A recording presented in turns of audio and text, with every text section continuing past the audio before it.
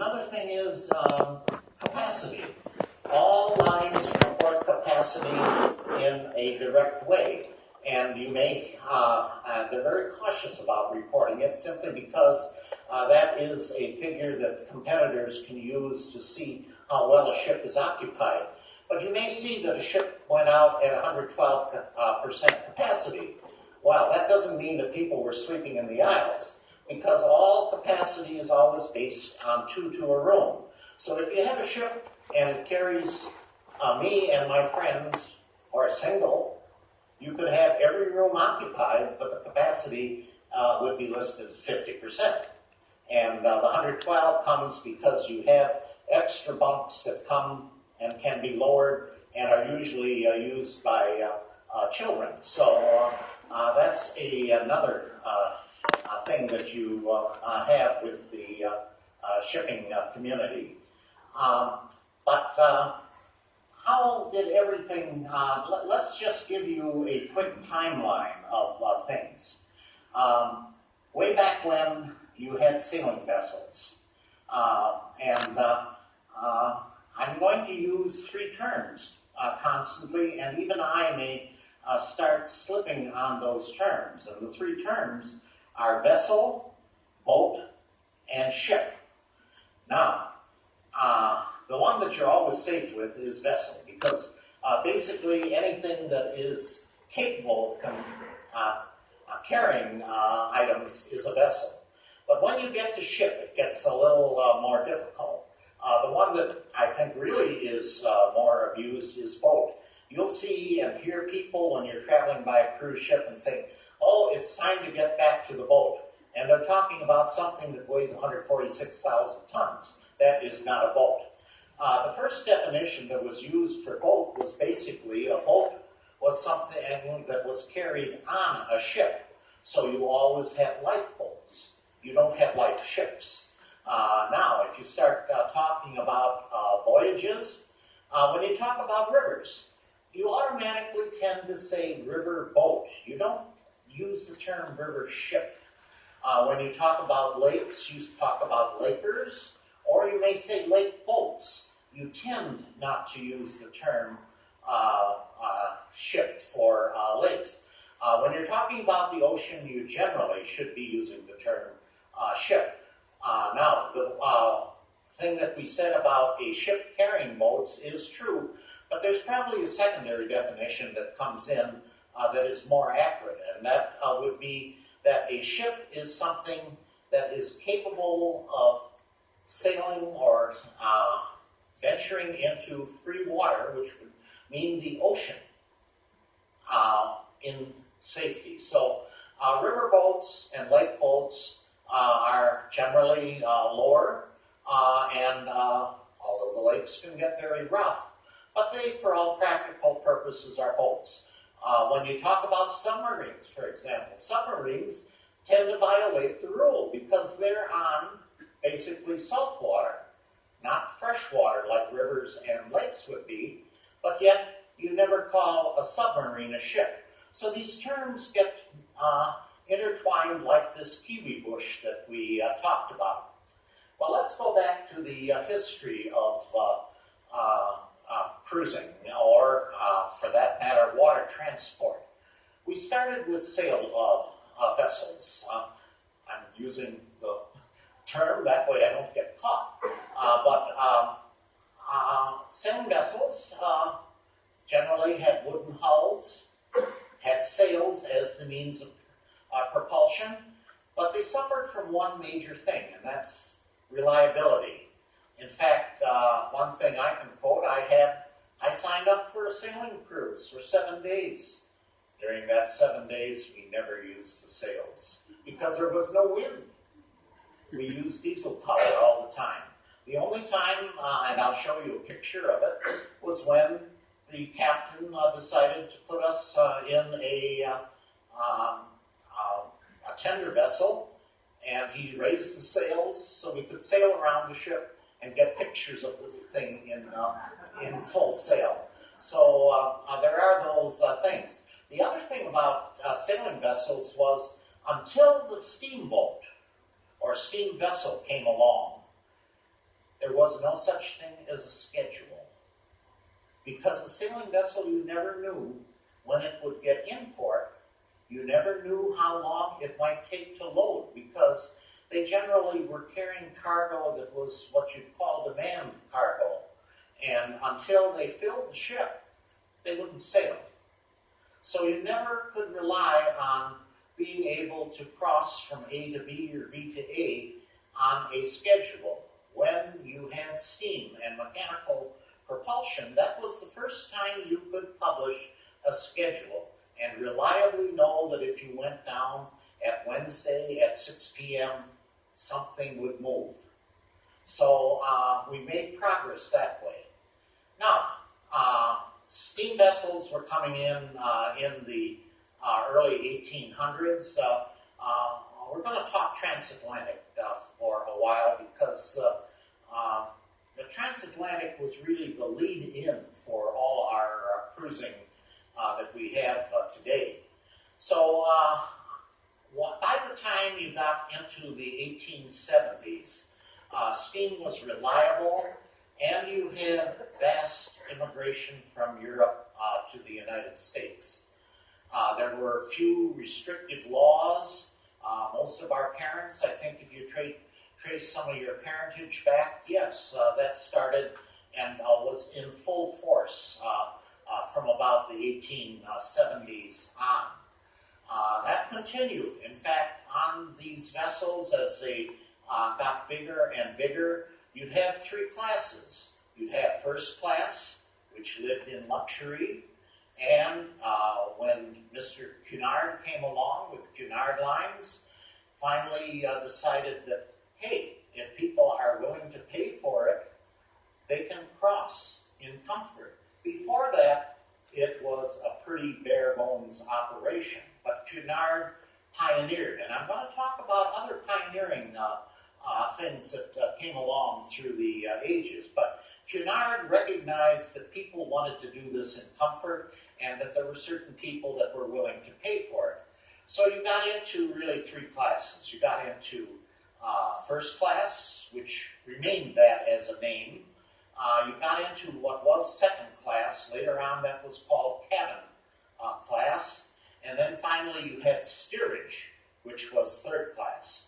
Many times, as you started with steerage, you were required to bring or pay for the food.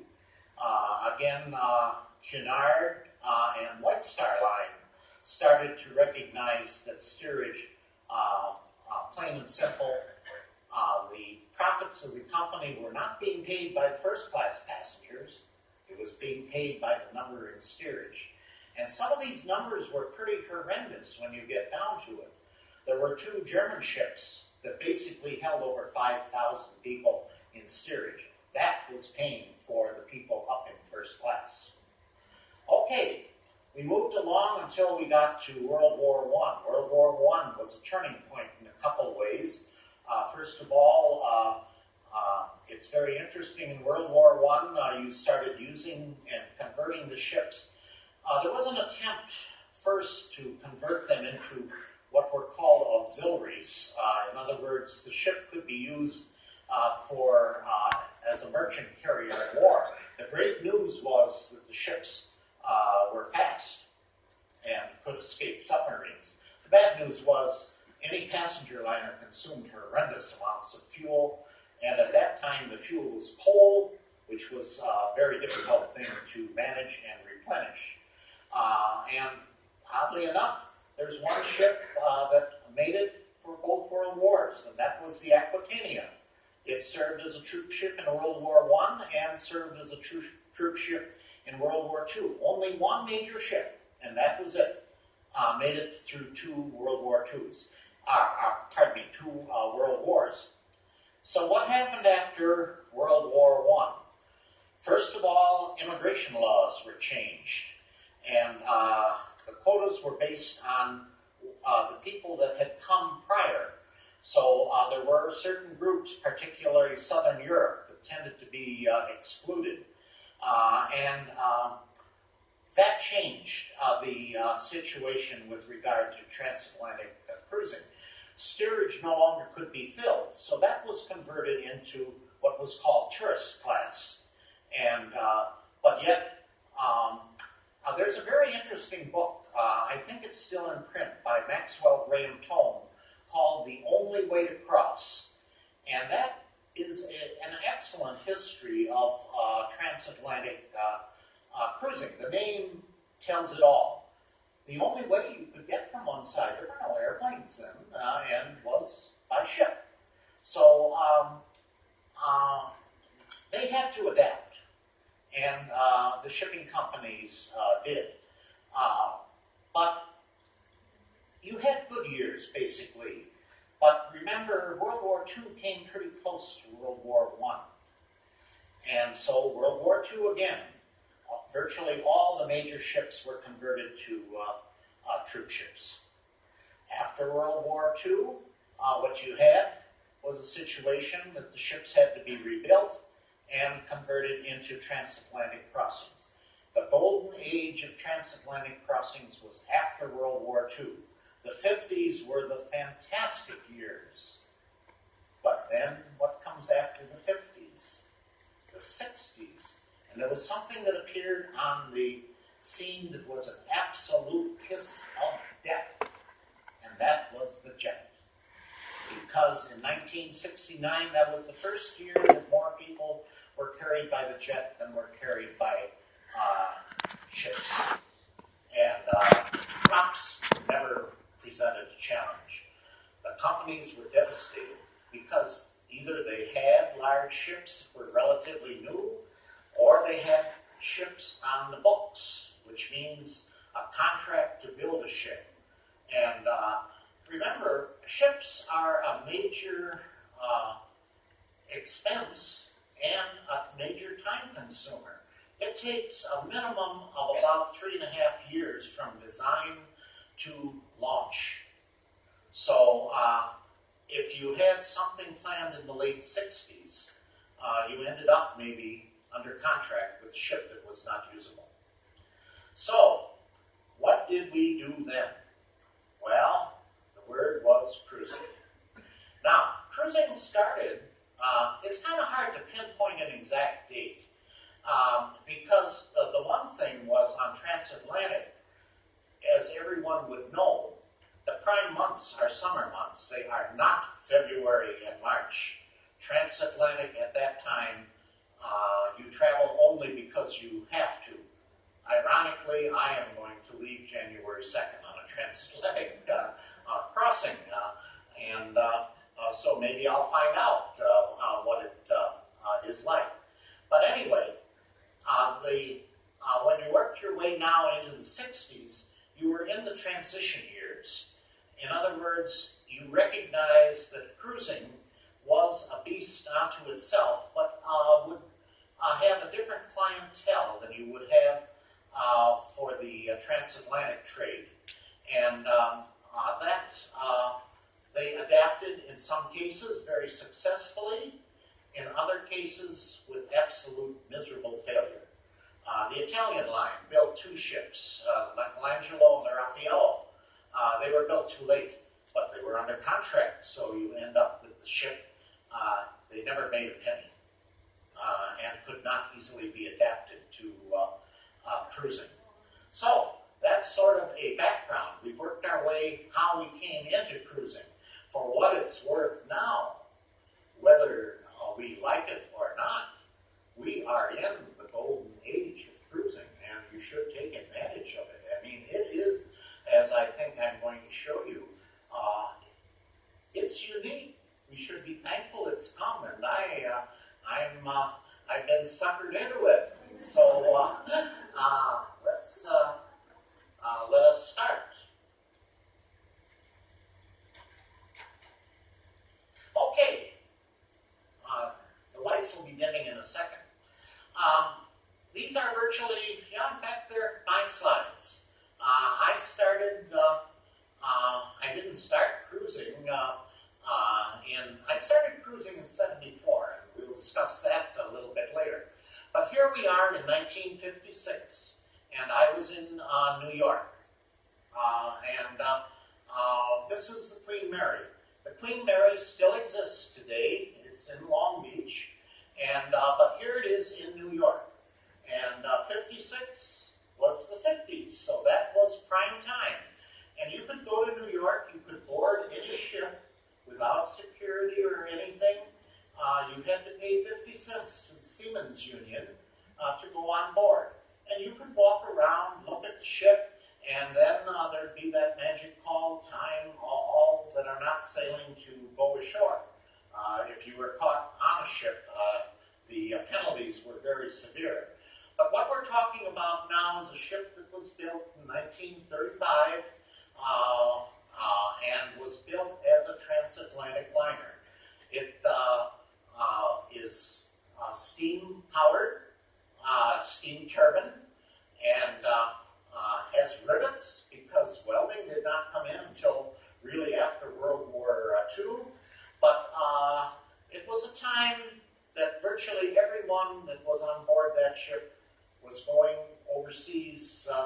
This was summer, so there probably were teachers on board in second class or cabin class because they could take the time. Now remember, when you started with transatlantic service, probably the first steamships took something like 19 days, but that was always whittled down, whittled down, whittled down. Speed was important. And a liner like this was built for speed. Could do 31 knots, could do the, technically could do it in 5 days, and was built solely for the North Atlantic run. There was no intent whatsoever to carry anything for pleasure. Out of necessity was the name of the game. And you had fun. When you left, look at the streamers. This was, and you could go down to the docks and see this. Even though it was necessity, people had some fun on the ship. The features were somewhat limited. The Queen Mary didn't even have a theater. They did have a band for dancing. But all the amenities that you would have gotten on a cruise ship, including such things as the midnight buffet, were not present. Your meals, you basically had fixed times for meals in your class. That meant if you were in first class, there were gates that let's put it the other way. If you were in tourist or cabin class, there were gates that prevented you from going to first class. But these were glorious times for the ships. This is what the interior looked like. This is the first class dining room. At the far end of the room, there was a panel that they had that had a movable ship that would show you your progress in crossing the Atlantic. And the reason for that was the ship only ran that course. It never made another run. That was its run. It was built for that. It did not have air conditioning because you did not need air conditioning for the transatlantic run. And you ate in style on a nice, fancy menu. But what happened? The Queen Mary, obviously, when you talk about a ship, if you can get 30 years of service out of a ship, you're doing exceptionally well. So, the successor to the Queen Mary was the QE2, and the QE2 came in the 60s. This was a so-called transition ship. It was designed for transatlantic, but it also had provision for cruising. Now, another thing you see on the Queen Mary, it has a nice dark hull again, just like the QE2 has a nice dark hull, just like the Queen Mary did. If you are on a transatlantic liner, you use that hull color. It's marine blue, it looks black. But that is a sign that the ship was built by a company that serviced transatlantic. I've been on the QE2. People loved it. It was considered financially a very successful ship, but it was a turbine ship. The story with turbines is if you get a good turbine, it will last. If you get a bad turbine, it's worthless. And they had a bad turbine. And so converted the ship to diesel at a cost that was 1.5 times the cost of the original cost. So, but the ship had a very good life. And only recently it's been taken out of service. It's now in Dubai. The question is, they were to have used it as a museum ship. It's kind of in limbo now, but it still exists. So, this ship, too, needed a successor. And the successor was the QM2. Look at them, they're getting bigger. We went from 83,000 tons, actually we went down about 20,000 tons on the QE2, but we went up to 150,000 tons. The largest ship in the world at that time. And it is a beautiful ship. It was built in France. It has balconies.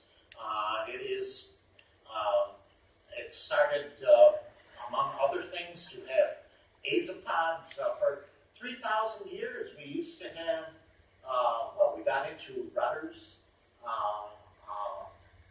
But now the ship doesn't need rudders.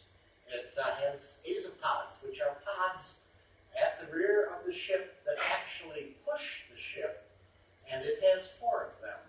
And they pivot 360 degrees, so they steer the ship. Virtually every shipbuilding now has azopods.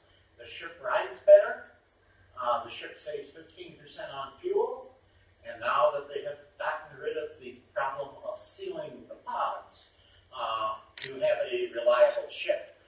So this is now how you can cross the Atlantic, and it technically is the only ocean liner that exists today. Every other ship you have to call a cruise ship, because this is built with extra thick steel, and you'll notice forward, very few windows. It is designed to take rough weather. It is a Cunard is still in existence as an operator, doing quite well under Carnival. Cunard had some rough management problems, and if it wasn't for Carnival, we might not have Cunard today. But you can be proud of this ship. I think it's going to have a very long life, and it is a dual-purpose ship. It does. It is a Panamax ship. Well, what are we not going to talk about? We're not going to talk about freighters. Freighters do exist, obviously. Container ships never carry passengers. They consider people like you riding on a container ship a drag. But some of the smaller, older vessels will carry up to 12 people. Once you get above 12 people, you're required by law to have a doctor on board. There's no entertainment if you do decide to take a freighter. You're responsible for reading books, playing cards, things like that, and you're not sure of a schedule. There are no U.S. freighters. They are all foreign flag. And you'd have the problem that you don't know when you will get in a port, and then you'd have the problem of getting home by an airline that is invariably filled, and trying to get a demand seat on an airline at short notice is very expensive. So this is a lake freighter, and it is therefore a lake boat. But we won't talk about that. The other thing we won't talk about are ferries. Ferries exist in all manner, shapes, and forms, very prevalent in Europe, particularly Scandinavia. This happens to be a car ferry and a railroad car ferry. You notice the locomotive pushing some cars on, and by the way, if some of these slides, the initial slides, seem a little contrasty, they're Kodachrome, a tribute to a film that had excellent die stability. Notice the Volkswagen in back. Notice the cars on the upper deck. There were 2 of these built by the C&O for Lake Michigan service, and one still exists, so you can ride a 55-year-old car ferry, and of all things, it's coal-fired. That is a rarity. Well, C&O hauled coal, and they didn't want to insult their customers by building a ship supply oil. But the Badger and the Spartan still exist. The Spartan's not in service, but it's a treat to cross Lake Michigan on a vessel like this. But and it was an overnight vessel, so you do have vessels like that around. Here's one you can recognize. It's our Breeze. And I just wanted to include this. It was a well-built ship, and I don't know how many of you have taken the Breeze. Yeah, not too many. Part of the problem was they never really secured a freight contract with trucks. And so in off-season, and the ship really was too big. It was a great ship for us going to Toronto. You could make a wonderful day of it. But in the reverse direction for Canadians, plain and simple, they should have built 2 smaller ships.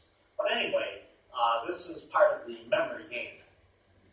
Okay, there's all kinds of specialized ships and boats, and we won't talk about them. This happens to be a riverboat, and of all things, it's a church. It's a church designed specially for seamen, and it's on the Seine River in France. So the specialized vessels coming in all manner, shapes, and forms. I mean, a tug is a specialized vessel. A supply ship is a specialized vessel. But they are not cruisers. So, and we'll talk about day tour boats. This is a day tour boat on a river. And that's not part of cruising. Cruising implies overnight. Okay, but I'm going to, everyone has a weak spot in their heart. And believe me, this baby is it. This is Uri. Uri runs on what you would call Lake Lucerne. The Swiss call it Waldstadsee. And Uri was built back in 1901. This ship is 114 years old and is still in service. And it's a paddle wheeler, side wheeler. They were out of service for a short while, but then 4 Swiss bankers got together and decided they wanted to restore these vessels.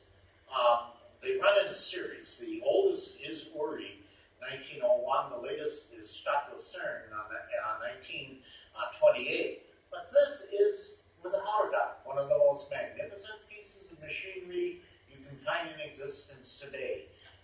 Because you can look at an engine room that is spotless and has been restored, and you can listen to the paddle wheels churning. This is a wonderful piece of machinery. But it technically is not a cruise ship. Okay, we do have cruise ships, a cruise boat, we really should be saying, in the United States. This is the Delta Queen, and until a couple years ago, this was part of a trio that ran on the Mississippi River. It originally started as a ferry in service from Sacramento to San Francisco overnight. And then during World War II was used as a marine vessel, and then released after World War II and took up cruising on the Mississippi. And it had to operate through Congress on a special exemption because the superstructure is all wood. But they used the argument that, plain and simple, you really didn't need lifeboats because Mississippi, in the case of fire, they would simply run the ship aground and evacuate the people that way. It still exists, but it exists as a hotel ship in Chattanooga. But I talked to the chief engineer. I like to talk to chief engineers. They tell you things no one else does. And I said, of the 3 ships, which one did you like or do you like best? And he said something that really warmed my heart. He said, I like the Mississippi Queen because my room is next to my engine. And that, when you find a person on a ship that says something like that, you know you have a ship lover. So, what has happened? Well, this is the biggest one.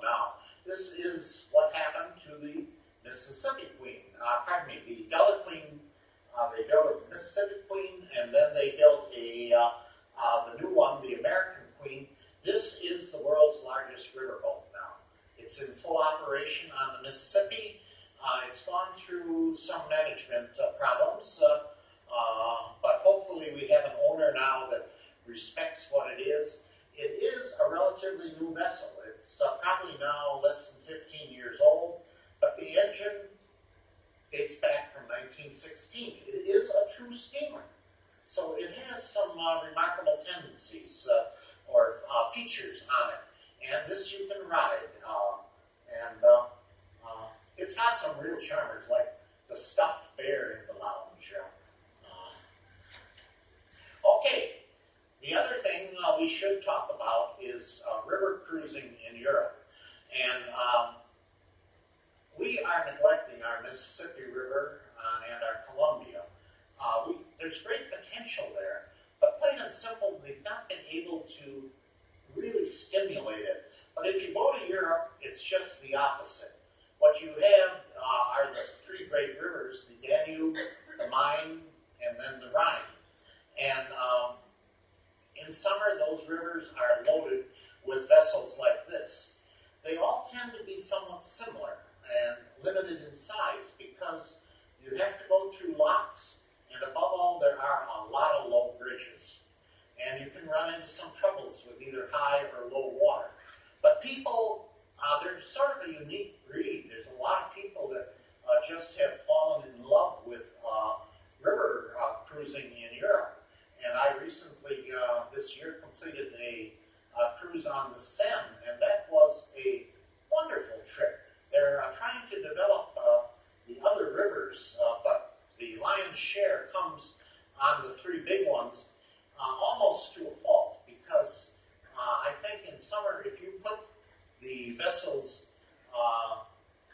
bow to stern, you could probably walk from one to another the entire length of the river. Sometimes they even triple dock, which means that when you tie up, your view that you spent a lot of money for, you're looking at someone else's bedroom.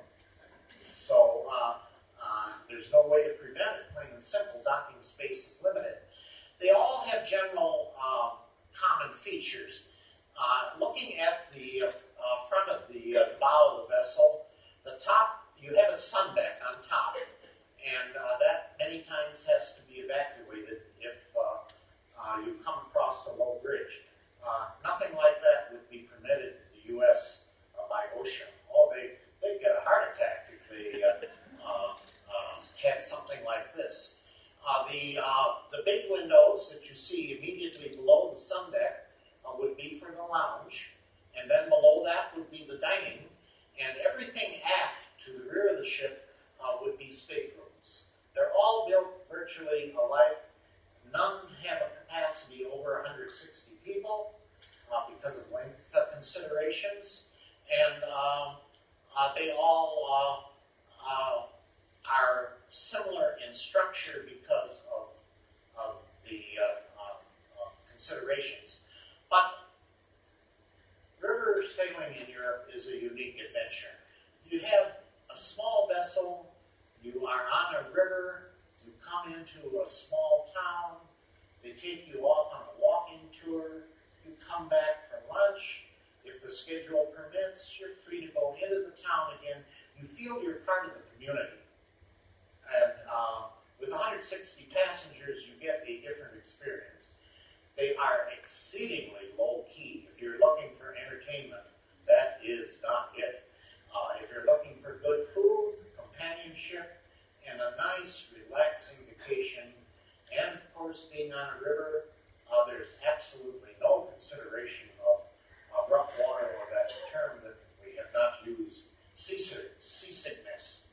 So consider river cruising for uniqueness. Okay, let's move on along and talk about some unique ships that have existed or do exist. This is the Rotterdam. If you look back at the transatlantic history, there's really only two lines, Holland America and Cunard, that have made a transition and exist today.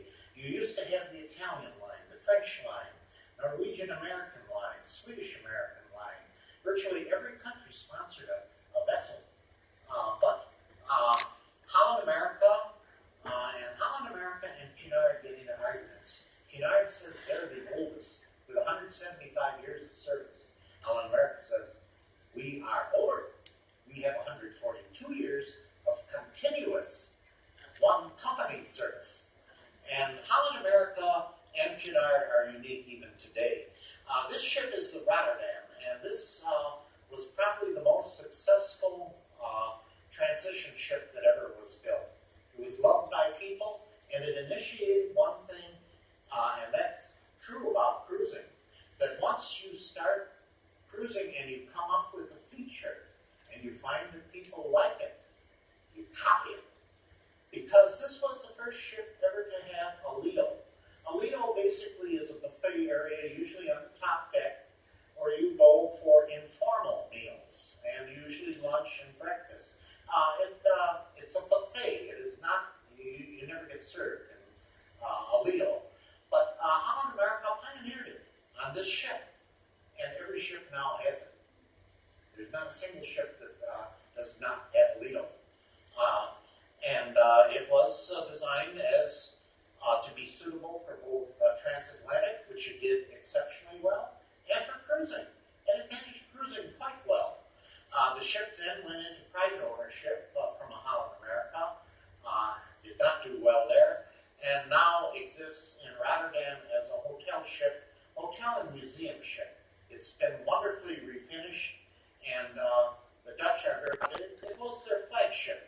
By the way, if you travel on Holland America, they're known as the dam ships because every ship ends in dam. Rotterdam, Noordam, Amsterdam, and today Holland America probably, they now have 14 ships, and they're going to come out with the Penningstown, which will be a ship that sets new standards for Holland America. But here it is, leaving New York. I'm over in Hoboken, and what you see on the far left would be the trade centers. Okay, while we made this transition in the 70s, 60s, and 70s, you had a large number of somewhat smaller ships, and these were taken over by operators that for a while did quite well, but they lacked one thing, that was capitalization, which translates to money. So they were operating older ships that plain and simple would get old and no means of providing for continuity.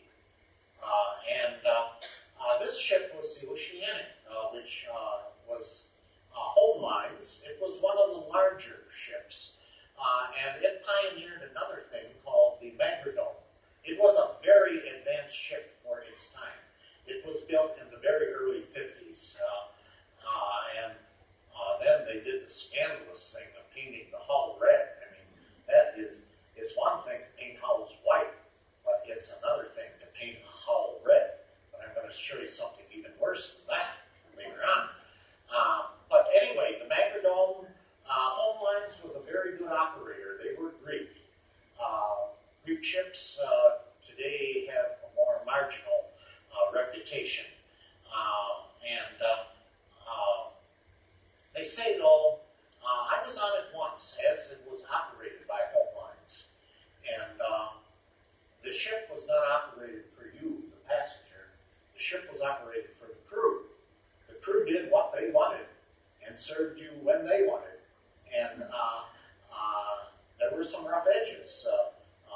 They had their own feelings about things.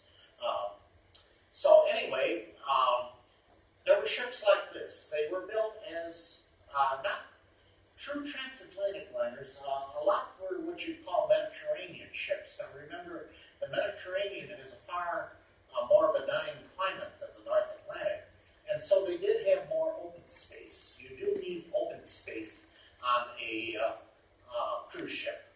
But anyway, the Oceanic, the Magredome is a sliding glass stone that goes over a pool. And it's a wonderful thing to have, because if you're on the Alaska run, many times it enables the pool to be used where you ordinarily would not. So you have the best of both worlds with a sliding glass bar. Holland America has copied, and now is virtually every Holland America ship has a Magredome. Other lines have not fully taken it up. Here is something too. Britannis. Now, what is Britannis?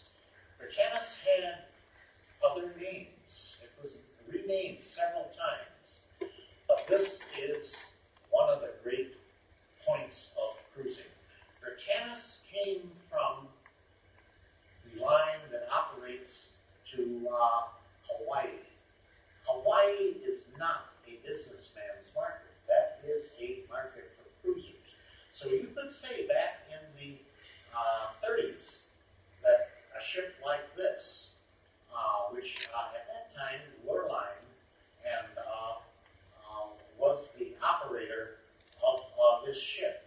It was built by Bethlehem Steel. It was built in 1935. The ship lasted 54 years in service. If you wanted to buy a ship that would last, you bought a Bethlehem Steel ship. We knew how to build ships then, and this was one of them. In fact, the reviewers said this was probably the highest compliment you could ever pay a ship. They said, like a fine wine, it gets better with age. The thing that really did it in, first of all, as you approach 54 years, you come up for hull inspection on an older ship every 3 years, and that can be the kiss of death if you find something wrong with the hull. It was a riveted ship. Riveted ships did have more hull problems than welded ships did. But this ship made it, and you can barely see it here. The stacks have been replaced. Originally it had straight stacks, because in 35 that's what you had. And but the ship now is, it's been scrapped for about 20 years. But this was an absolute winner. And because you could really say that this ship was the first, or this line was the first true line that's pioneered cruising. There was no real freight service or anything. You go to Hawaii nowadays, and you'll see the containers. They're on the dock, and they say Matson. This is a Matson liner. And if you go by another ship to Hawaii, and you go in the Aloha Terminal in Honolulu, there's a magnificent set of murals in there that show you what it was like to go to Hawaii on the terms in the days of the Matson line.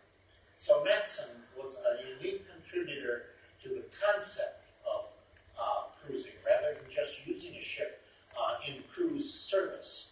But it's a classic line, and straight bow. You don't find anything like that. The riveting is long gone. Notice the cargo boom. That's the way they built ships, because you wanted to have both passengers and premium cargo. People took their automobiles to Hawaii on a ship like this. So this baby was loaded with history. Unfortunately, I never got to ride it. And I never will, because it's fun. Okay, here's another attempt. This is fairly recent now. This is a coastal liner. The United States government decided we should promote sailing and on cruising. This is Cape May-Light and Cape Cod-Light. They were built in Pascagoula. They're smaller ships. I was very fortunate to be able to. Cape May-Light made about 5 voyages, and then everything was canceled. The company fell apart financially. They had the parts to build 2 large ocean liners. The reason they were going to build them was this onerous thing called the Jones Act. How many of you have ever heard of the Jones Act? We got a couple of people, yeah. The Jones Act very simply says you cannot carry U.S. passengers between 2 U.S. ports unless the hull or the ship is U.S. manned. So you needed a ship that was built in the U.S. and had an all-American crew. You cannot take any of the ships, the cruise ships that exist today, and transport them between 2 U.S. ports. You can't go from New York to Florida because you'd violate the Jones Act. The Jones Act is merely 125 years old. Congress doesn't have any courage to repeal it. It was designed to protect our merchant marine, but it obviously failed at that. And unfortunately, like I say, these ships, one is gone. It had a serious fire while in dock. The other one has been resurrected as St. Lawrence. And then there were 2 other ocean liners. One was the Pride of America. In fact, that's an interesting story, too. The Pride of America is owned by NCL, operates in Hawaii service, but they have to go 400 miles down to Kiribati, which is a foreign port, in order to service Hawaii because of the Jones Act. So, the Pride of America was completed over in Europe, but the parts for a second ship never got even built. They sold them to a European shipyard and assembled the ship there. Because remember, when you build a ship, like I say, it takes about 3.5 years. So you collect parts and all things and get ready for things, and then lo and behold, if there's contract failure, you've got some real problems. But anyway, this was an attempt to resurrect cruising in the U.S. and failed miserably. Okay, I talked about, and I said I would talk primarily about Americans and cruising, but other countries do have cruise ships. This is the Deutschland. With a name like that, you'd suspect it's Germany, and it is a hot-packed warrior. It's an ultra-expensive ship. It's now out of service. They're building a new one, but you cater to different markets. And so for Germans, they like to be with Germans. German is the only language that was spoken on a ship like this. So there are these different adjuncts. Radisson, this, if you look carefully, is a catamaran. And Radisson tried to pair with cruising. It was a logical concept. They knew how to take care of people in hotels. It did not work out. And the ship was basically a good serviceable ship. But Radisson pulled out, and the ship could not find another buyer, and so was scrapped. For a short while, Marriott tried to get in with some Greek ships, very small ships. That never panned out. So basically, in order to run a cruise, you should be involved with shipping. Here's a unique ship. It's called the World. This is a condominium ship. You cannot book passage on this ship. You have to buy a room.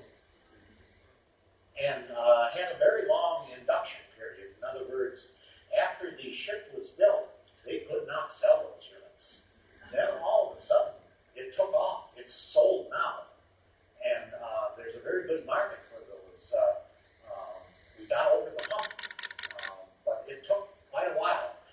There's even talk about building a second one, but I don't think that's going to appear. So in fact, you could live on this ship. You had a right to sell it to your friends or anyone that you knew, but the company that ran the ship, you bought the condominium. It was your property. You were not just a guest.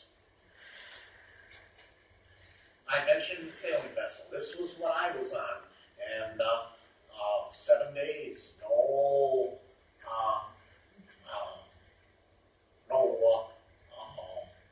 wind. You better hurry on now. I'm talking longer than I should. Let's talk about the companies. Carnival. Carnival started with this ship. They started with 2 ships, actually. If you look at the stack, for example, it basically looks like a Canadian Pacific Railroad symbol. And what happened when Carnival started, they didn't have any money. The banks wouldn't lend them money. So they could barely repaint the stack. Now, Carnival is the world's largest owner of over 110 ships, and ships like this. So, success.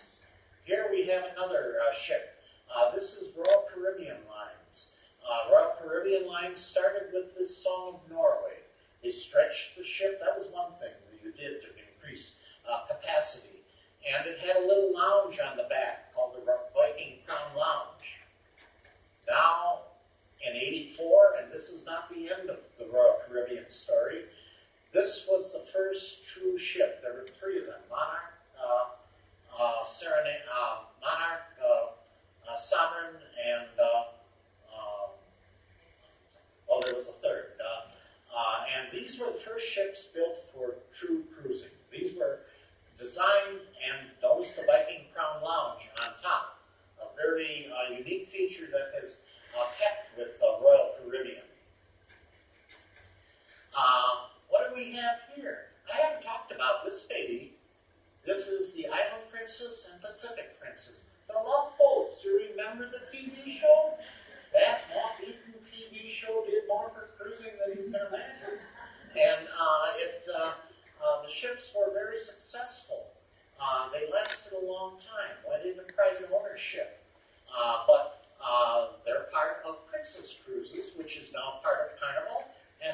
onto large ships like this.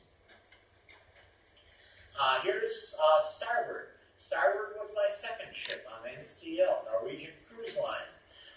Very small ship. In fact, this started out as a ferry, and they rebuilt it. Now NCL, and here's what I mean about decoration. Every NCL ship now has a mural on the side, and they've gone modern. So these lines never were transatlantic. Here's a so-called luxury liner. This is all the ships I've shown you up to now are for people like you. For people that have more money and want to spend about 2.5 times per day, you can go into upper-class ships, and this is one of them. And you do get quite a bit of difference. You don't get a stateroom. You get a suite, and you've got your bed, and you get served in your room. Of course, you have a balcony. You have both a shower and tub, fully marbleized. Oh, you live in style, but you pay for it. Okay, now let's just briefly go through some of the great ships that I've been on. We talked about, this is my first ship. This was the Cunard Adventurer, and there were two of the ships. Cunard, this was back in 72, and Cunard made a very famous statement. It said, "We believe that there's a limited market for a few small ships for cruising." And now look what happened to the industry. If there ever was an understatement, this was it. And you'll notice the other thing that appears on this brochure, Eastern Airlines. Today you don't have a direct partnership with the airlines, but you need the airlines because you have to bring people in. And when you have a ship that holds several thousand people, you're talking quite a few planes. So let's just see what I got in 71. Oh, here we were. We were supposed to leave at 5 p.m. We finally left at midnight. And at the last moment, there was a woman. She walked off the ship and said, "I'm not sailing on any ship without my luggage." They pulled the gangplank up, and we sailed away. So I think her husband was on board, and she was on the land with the ship. The staterooms were very basic. 2 beds close together, ordinary door key. Didn't have a phone, but internal only. But you did have food. That is one thing that you get on a cruise ship, is food.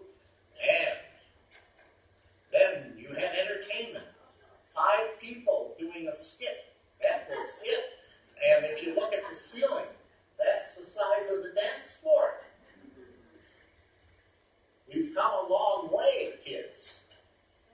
And now we're looking at what I consider the most remarkable transition that has ever been made on a ship. This is the showing you here. This is a model in a museum of the France. The France was a transatlantic liner, solely built for transatlantic, won by the French line. French line known for good food.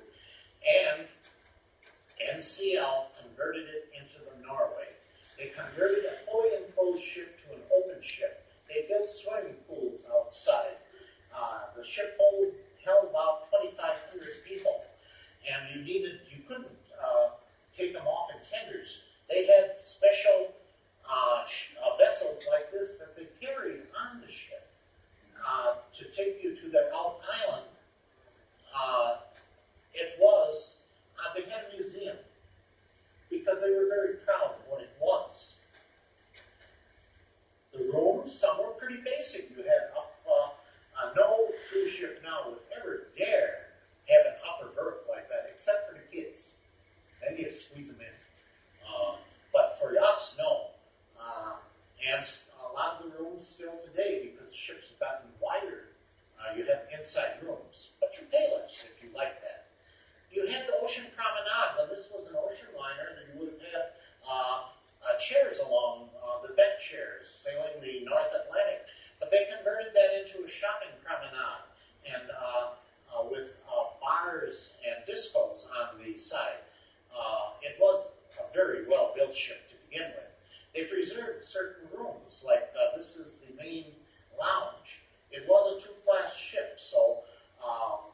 there were some problems in conversion.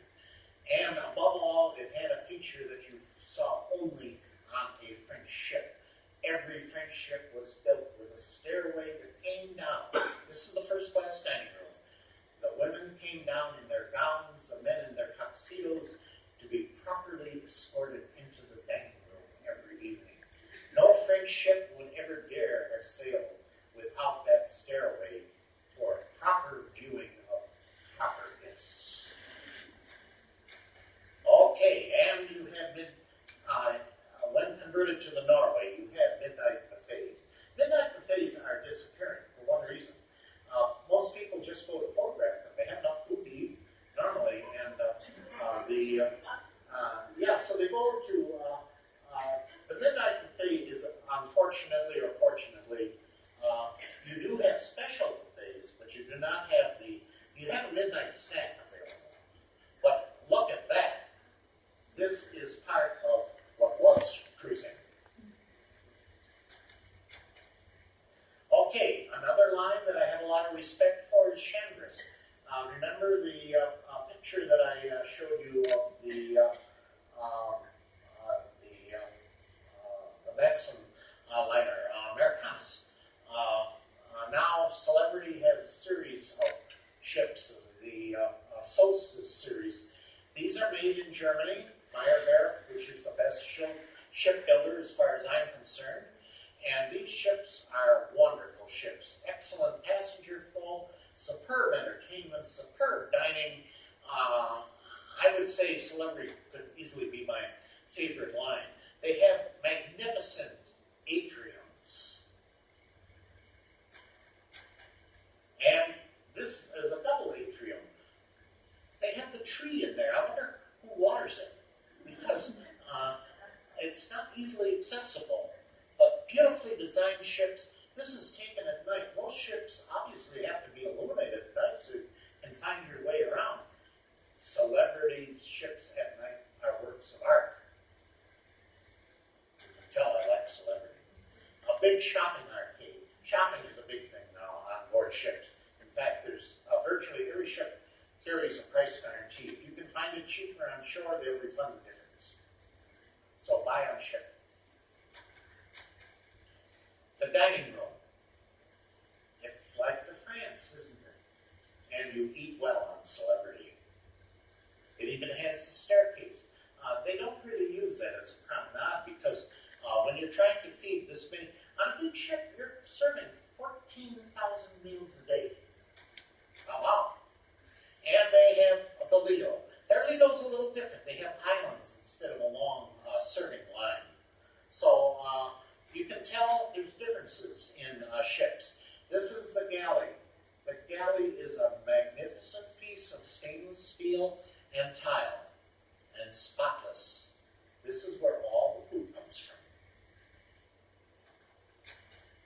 Okay, outside you have your pools, and on Celebrity you have indoor a solarium pool, which is a very handy thing for the Alaska run again.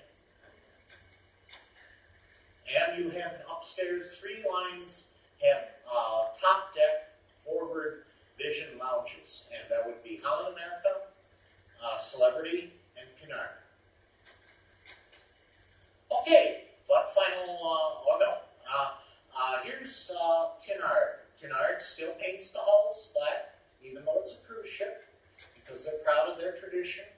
This is their atrium, and with a 20-foot inlaid wood paneling of the first Queen Elizabeth. This is the second, but not called that. The dining room, 2 decks, beautiful dining room. In 26 days, there was not one meal that was not served at proper temperature. The upper part of the dining room. And Cunard, by the way, if you go, Cunard still does maintain some pretty fancy buffets. But if you go on Cunard, you'll read the passage contract. The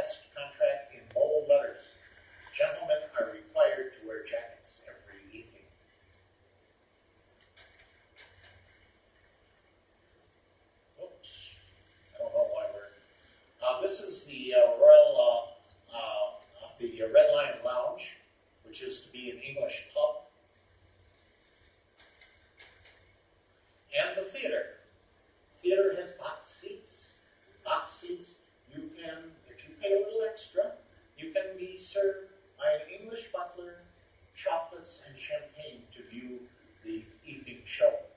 So there are differences. And Cunard is the only, what are they doing? Oh my goodness, they're teaching fencing lessons. And this is the grand ballroom.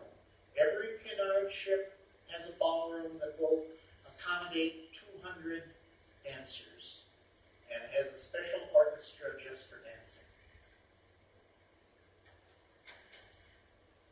And Cunard does one other thing. They have a wonderful library. For someone like me that loves ships, I've never understood why other ships do not have books on ships. But Cunard has books on ships, and they have a bookstore that you can buy British shipping books. So you can tell there's a favorite there. Now we'll finish with the grand glory. Here they are, one of two, Oasis and Allure of the Seas, the world's largest ships, 225,000 tons, 6,200 passengers at capacity, 2,800 crew.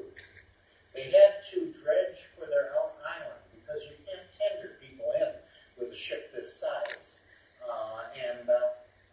These two ships and building a new dockage and a new town, really, in Jamaica, $5.2 billion. But they have finally achieved what I consider the ultimate goal in cruising, a true floating resort. There's no reason to get off in any of the moth-eaten islands, or you've got the ship. And you have two atriums. You have Central Park. The ship has 4 full-time gardeners. And then you have staterooms that face inward. You know, after a while you get tired of looking to sea, but there's action here. And at night, it's illuminated very nicely with bars. They have a floating bar that goes up and down. Oh yes, and specialty restaurants. And I noticed they had 6 little itty-bitty spoons, far smaller than a teaspoon, and I couldn't figure out what they were. Well, this was 150 Central Park. You pay extra for this, but these 6 little spoons were for 6 different kinds of salt for your butter. Oh, how was that? And then once I found out, I've been on these 3 times, I wanted room on deck 10 because I can see the ocean, I can see other people. Down below there's the boardwalk, which has the carousel and all other things going on. And above all, I can see the opera show from my room. What more can you want? Yep, and they have a zip line. How would you like to zip? And 13 decks below, well, if you slip. Special features for the kiddies, but they don't neglect the adults because deck 15 and 16, there's a forward lounge and adults only, including a buffet that's adults only. So if you have 1,400 kids on board, you've got a space that you have all to yourself. And they still have the Royal Crown Lounge because it's a Royal Caribbean ship. Royal Caribbean is a pioneer. They are innovators. And these 2 ships, an interesting statistic on these 2, Royal Caribbean owns 22 ships. These 2 ships bring in 26% of the profit. And when they built the ships, there was a contract for 2 ships with a provision for a 3rd. They now have exercised that provision, and a 4th will be built. One will go to Barcelona, and the other will go to China.